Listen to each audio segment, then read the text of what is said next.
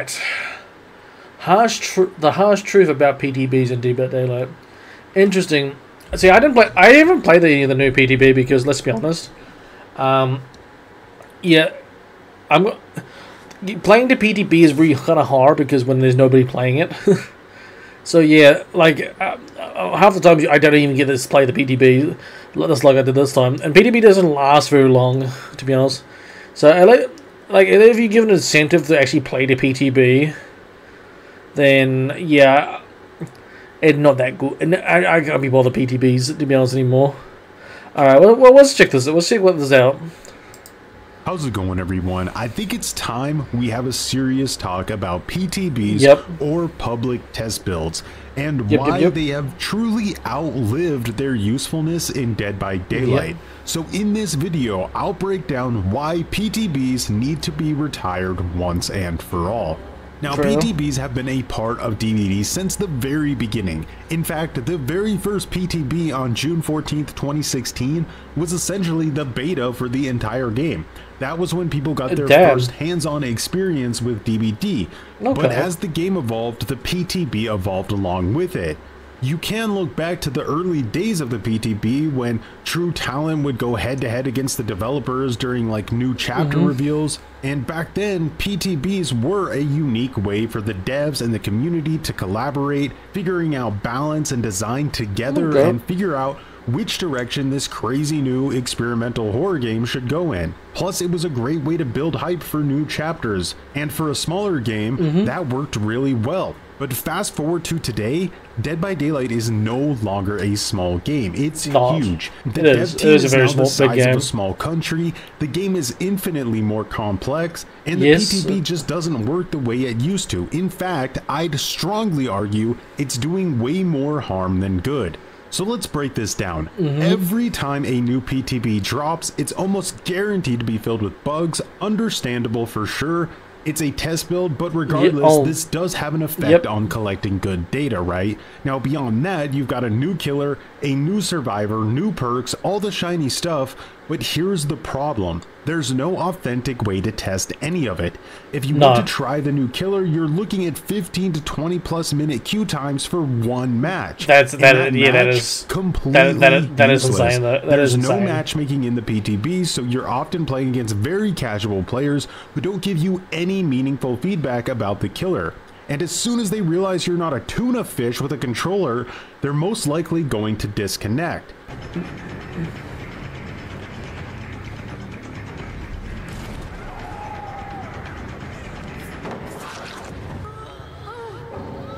Damn.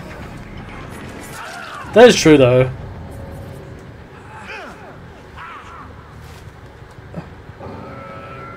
At this stage, you might as well play bot game. You might as well keep playing the game against bots. Or play in customs at this stage. Play the new character in customs. To be honest, I don't know. I feel like it is annoying when you're trying to test out a new killer or new perks, and people DC and people DC and all that.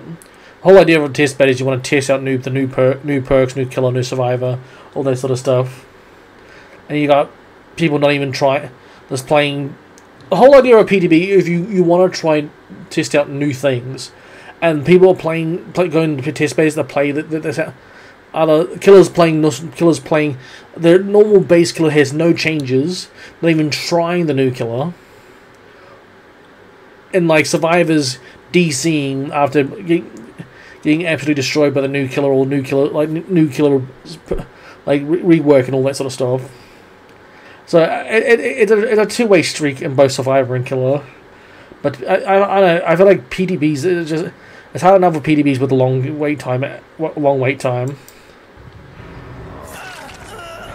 It's just.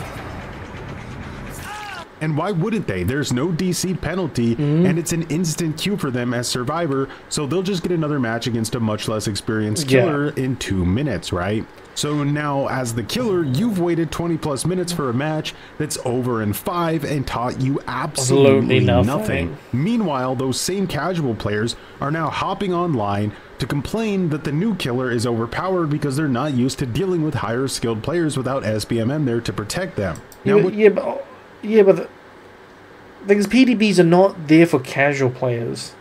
PTB has never been about casual players, though. PTB is for the hardcore sweats. For sweats and people who are in high MMR. Alright? Because PTB has no cap. So, if you're a casual player, you gotta realize when you're playing in the PTB, you're going up against probably very, very strong killer survivors. Alright? Go into the game, you want to... If you're going into the game, you want to test out new stuff. Like in Survivor side and Killer side. Alright, that's what I do. I want to test out the upgrades to the perks, and check out the new killer. And all that sort of stuff. Like, that's what you do, that's what PTB is there for. The thing is, most people who play on the PTBs are high MMR survivors and killers. And you're gonna get your ass kicked. Right, you are gonna get your ass kicked in PTBs. It's just a fact. What you could do while waiting in these long queue times is head over to instantgaming.com for a chance to not only win a free game of your choosing on any major pick, let's not forget about content creators here. The second a PTB drops, your feed is flooded with videos titled something like, "The new killer is so OP they can win and bang your mom at the same time." Jesus Christ. And of course, they look overpowered because there's no matchmaking. You could probably win matches in the PTB using just your toes, right? Now, I get it, these videos pull views. Yeah. That is, I mean, let's be fair, I mean, I feel like for killers, for a Survivor DC and the PTB is kind of shit because you don't even get a full game of trying out the new killer. It's kind of shit, to be honest. Even I could say that's a kind of shit. Like, either you want to test out the new killer, and most of the time, a lot of people just wait till the killer's fully comes out to try him out. Let's be fair. A lot of people don't even play on the PTB. They wait till the killer is physically out to test him out, and that's why also is kind of hard on developers because a lot of people barely play the PTB, and then when it comes to, they go, "Oh, we'll just keep it as the same for the live servers," and realize, "Oh, these powers is unbalanced, so they're going to do a nerf for the next patch just to compensate."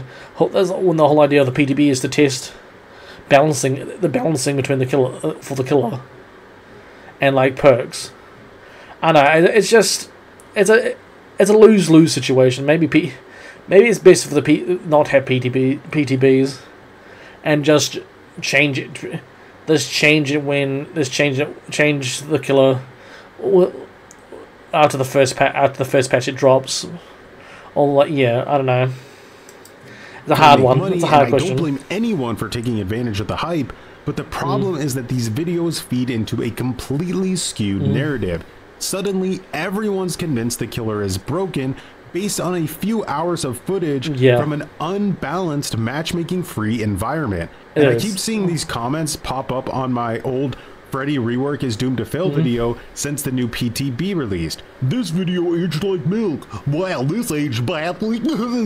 Because people are drinking the Kool-Aid of the narrative that the rework was an amazing success when nobody even actually knows how this rework is going to feel when it hits the live game. Exactly. They are basing their entire opinions on content creators who uploaded videos 5 minutes after the PTB released. Like, let's be for real here. Yeah. There is no way the information in those videos is that credible. It's like the equivalent of reviewing a movie based only on seeing the trailer. Like, you could say the movie looks promising or it looks like it's going to be hot garbage, but they're straight up saying it's the best movie ever made without actually seeing it, right? Which is unarguably cringe. It doesn't make any sense. So if you're parroting those opinions, it's honestly... I'm gonna be honest. I feel like it's kind of hard to it's so easy to look at content people who like Aaron and JRM and all that, who test out the new killers or new survivors. Say, oh yeah, these guys, like this, it's going to be OP. The thing is, they edit the best parts of things with content creators. They edit the best parts, and they edit out all the shit parts. So all you're seeing is the good stuff most of the time. So really, you're not really getting a really good look at the killer. Like it's all you see is the strong points, not the weak points. So yeah, you're not really learning anything from it. So from content creators, because all they're showing you is the best parts of their gameplay. So I do agree with that. As I said, so you're not really getting a good. You're not really getting a good test with the new killer, and most of the time it's not going to be the same with, as I said, also the PTB unbalanced, because MMR is not known. I don't think MMR is even existent on the PTB. So you're going to get low rate survivors against high grade killer, or high grade survivor against a low graded killer, until you hit live service. I think when you hit live service, when you can find out if the killer is going to be good or not. You look at the Houndmaster. She was very strong in the. I thought she was very strong in the PTB. Come to live servers, you barely see her. You barely even see the Houndmaster. Like dead as, you barely ever see her on that live servers anymore. As I said, I think I've played her once so far this year, and much as I've played her, I even got the notification of me going up against her. So I've only ever played her 3 times. Insane. So Freddy might still not be playable. People might still not play Freddy. Like, we don't know until it hits live servers. I don't know. Pretty embarrassing. Here's where it gets even worse, though. The devs take this flawed PTB feedback and try to implement it into the live game. And when the patch drops, it's almost immediately irrelevant because the feedback was based on flawed fictional data. So now the devs are scrambling to fix things again post-release. Plus, even if you take into account the small handful of bigger creators who can actually test the killers in custom matches on the PTB, they aren't really gathering truly useful data either. They are playing against their own communities who already know their builds, their playstyles, and their strategies. That's not an authentic testing environment. It's not. As for myself, I spent a few hours playing Freddy in the PTB. Within the confines of what the devs had to work with, I think it's probably the best rework they could have done. But let's not kid ourselves. Freddy's design is fundamentally garbage. He's a disgrace to the Nightmare on Elm Street IP, just like Alien was wasted potential. Uncreativity to the max. But within that limited framework, sadly, this is probably the best version of Freddy we'll ever get. That said, when Freddy hits the live servers, even without knee-jerk nerfs from the flawed PTB feedback, I think a lot of people, especially the Kool-Aid drinkers, are going to be disappointed. The killer still plays boring. The core identity hasn't changed, and he's not going to be this OP monster everyone's hyping him up to be. At best, he'll be mid, way more balanced, and almost just as uninteresting. So in the end, the modern PTB achieves virtually nothing and eats up developer resources both before and after a chapter's. Yeah, to be honest, I kind of agree. Like what I've seen what footage I've seen for Freddy, because I haven't been able to play the PTB at all. To be honest, I think I'm gonna be dead ass. I don't think Freddy's that strong. I don't think Freddy is much stronger than what he used to be. I think he's a lot more a lot more user friendly. I think he's a lot more user friendly, but I just don't think he is as good as as he was. To be honest, you might see a little bit more of him. That's about it. But I don't think he's like super good. I think what instead of what other PTB have maybe do like a like have a public test beta, but only for like. Well, you have the Fog Whisperer program. Why not have all Fog Whisperers test the game out a week before, and do that, and get their feedback. Because let's be honest, they're probably going to get more. They're probably going to get more feedback looking at them and giving them maybe like a week or two early to test the killer out. And they can tell you if the killer is good or bad, what needs to be changed, and all that. That's kind of how Honkai and all them have a get like the creators get the new characters early to test them out, and they can give feedback on what needs to be changed and that. I don't know if that's a better idea, but the thing is, at least they can give you constructive feedback, because especially if like you already have a Fog Whisperer program, get your Fog Whisperers to test the game out for you.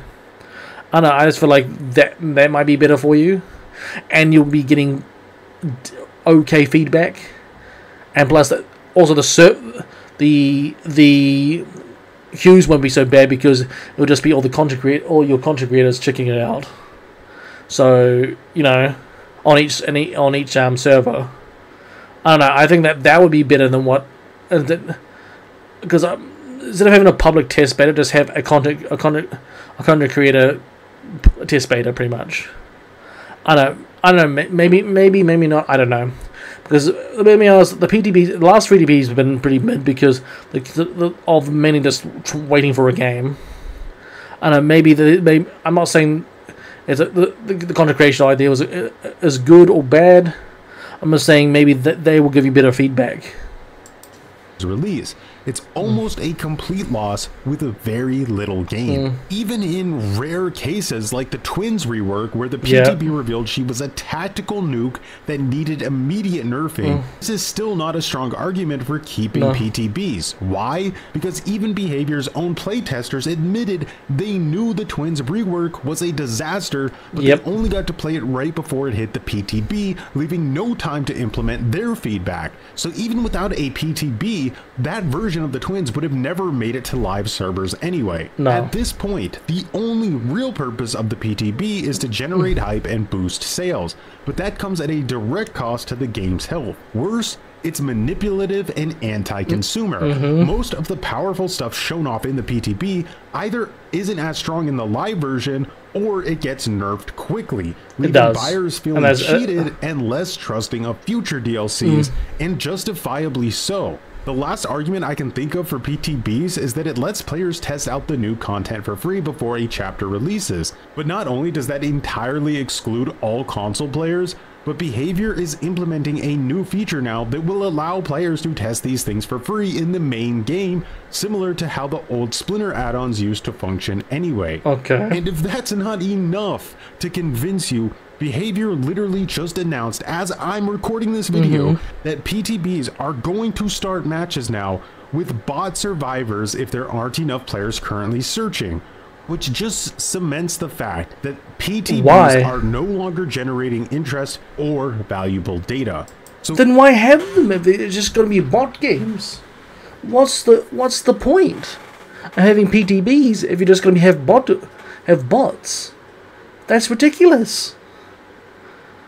That's ridiculous. Why would you want to play against a whole bunch of bots? That's stupid. That's ridiculous. Like, at this stage, you must well play a fucking custom game if you're gonna go up against bots. What's the point? I'm not trying to be rude, but what's the fucking point? So for all these reasons, I think it's time to seriously consider pushing the message to Behavior as a community that it's time to retire PTBs. Let the playtesters take on the responsibility, let chapters release as is, and to make intelligent changes based on data from the actual live game. It's less work, I believe so, gives the devs more time for quality assurance, and generates more accurate feedback. That said, I'm really curious about all of your thoughts on the matter. Do you still think the positives outweigh the negatives? Let me know in the comments. And as always, thanks for watching and have a good one. I'm gonna be honest, I think Like if we have to put bots into PTBs because there's not enough people playing the PTB, then really what's the point in having PTBs if killers are going to if you play as the new killer and all you do is playing bot games, you must as well play on a custom match, and like you're the only survivor against a killer and 3 bots. Like, what's the point? What's really the point on playing the PTB if you're just going to implement bots into PTB? To be honest, I think the PTBs is a complete waste of time, and that if you have to put bots in the PTB, complete waste of time. All right, you might as well wait for the killer to go to live server, or get your content creators, or your frog whisperers, to test the new killer / survivors out. If that's the case, so you actually have good feedback, like to take it away from public and give it to your content creators, maybe. Either way, it just seems fucking ridiculous that you're going to put bots on PTB. If there's not enough people playing the PTB, then what's the point? It's just a waste of time. I don't know. I just think it's a waste of time. I don't know. Give me feedback as well in the comments below. But I feel like if they're going to put bots in PTB, it's a complete waste of time. I think at that stage, the PTBs is not even worth doing, even implementing if there's not enough hype for the PTB.